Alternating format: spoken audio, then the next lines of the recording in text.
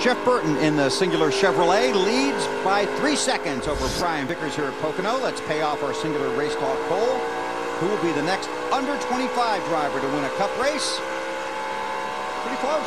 Yeah, Vickers has 60%. Yeah, but you let the cat out of the bag, because what did you say that they told you about Vickers today? They're going to win today. Okay, that's what I would have. If you said it, BP, that's the way I'm voting. And currently he's running second. How about that? But he's got to catch this guy. All right, well, let's take you through the field, starting with race leader Jeff Burton, and here's Alan Bell. Well, Jeff Burton moving out in front at lap 46 and having a fine day. Burton looking for his first win in a long time. Says he gets really nervous about pit stops these days, and it has nothing to do with his pit crew.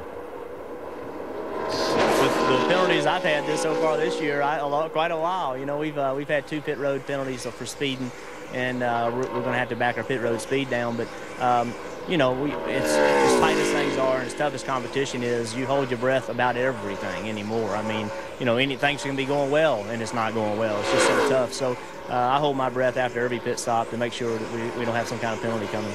Well, no penalty on that last pit stop. Just right side tires, and Burton's car really came alive. Marty?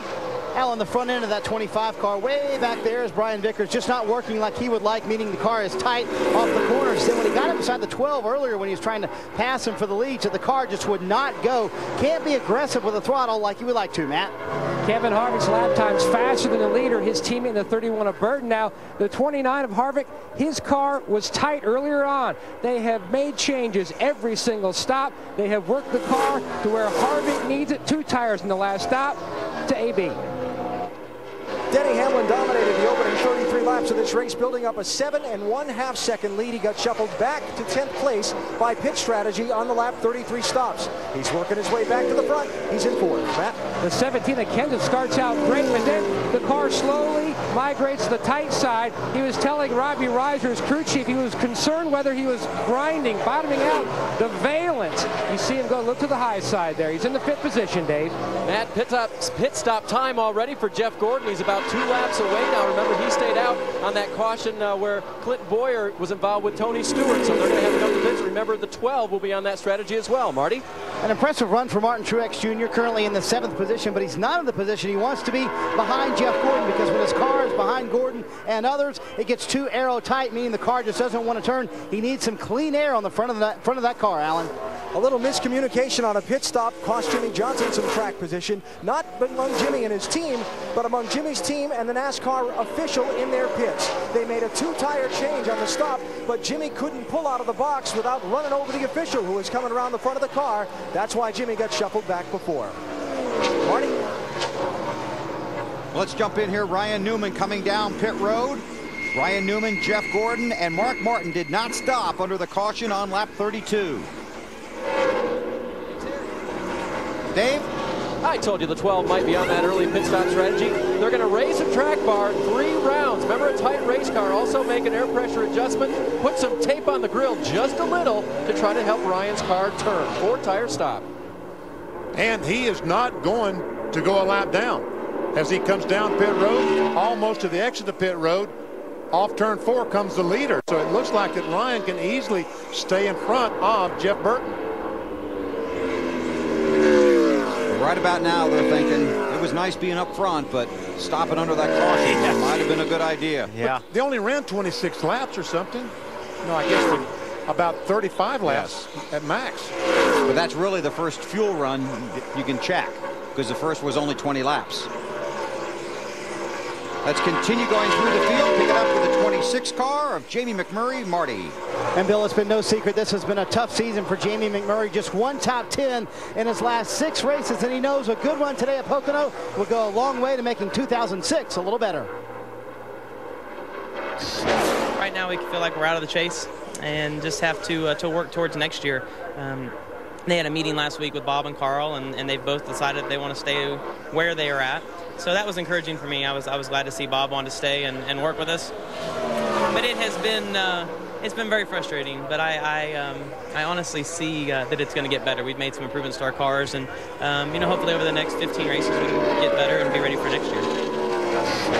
McMurray took 2 tires on his last stop, but for the guys who didn't take any tires and didn't stop at all last time, these green flag stops are starting, Dave. Here comes the 24, Marty, into his pit box very well. We talked about that clean entry at the beginning of the show. They will make a Looks like a track bar adjustment, a wedge adjustment, and air pressure for Jeff. He's been complaining that the car was loose everywhere except for turn 1, where it's a little bit tight. Remember, 3 corners here. And guys say if you're going to win, you got to be good in all 3. He's gone. And that's the challenge here at Pocono. Trying to make your car good in all 3 turns. There's your pole sitter, Denny Hamlin. Won here 6 weeks ago inside of Brian Vickers. That is for second. Well, I let those 60% astray, didn't I, Bill? Because he's going to have to beat Denny Hamlin in the 11 car to do it, and that just looks like it's going to be difficult to do. Although we got a long ways to go. We sure do. 139 laps left. We've seen some good racing here at Pocono this afternoon. And Hamlin once again coming through the field. And Hamlin's car seems like it's better after it runs 10 or 15 laps. Got the same garage stall. Said he parked his motor coach in the same spot as he did in June. The drivers aren't superstitious, are they? Oh, no, it's bad luck to be superstitious.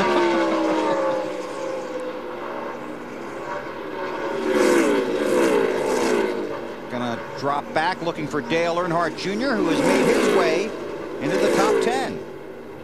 Dave? Yeah, Bill, he's been looking for the front of the pack all day long. Finally found that. He was talking about the fact that they still need to make the center of the corner in 1 and 2 a little bit better, but his crew was giving him lap times back, and I guess they're trying to pump him up a little bit. They said one of them was pretty spectacular right there, Junior. So he's worked his way into the top 10, as you said, trying to make a good day after starting 26th. And finishing 43rd a week ago. And you know, yesterday morning as they were going through the getting their car ready to go on the line, as they checked the valve lash, the distance between the valve rocker and the valve itself, there's about a 20,000th inch gap between those. They found one excessive. They started checking around the car, had a broken push rod.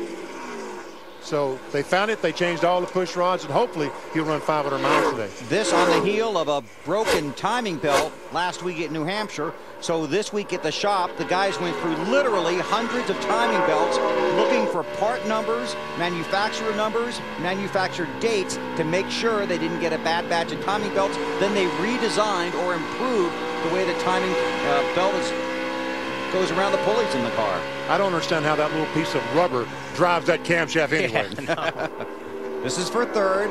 Kevin Harvick behind Brian Vickers.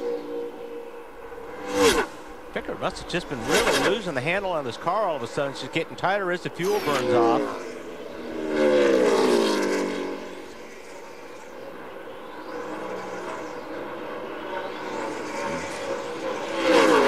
We watched that. Mark Martin, who didn't pit under the last caution, is on pit road. Marty? Yeah, one of the last guys who did not pit under the last caution to come to pit road. Mark says the car actually has been loose for that entire run. Said we need to tighten it up a little bit, guys. 3/4 of a round of wedge in the left rear. Also a pound on the right rear tire, trying to tighten up that car for Mark Martin. And a good stop for the AAA guys. They weren't that good here in June, so the 6 bunch with limited practice went down to the 16.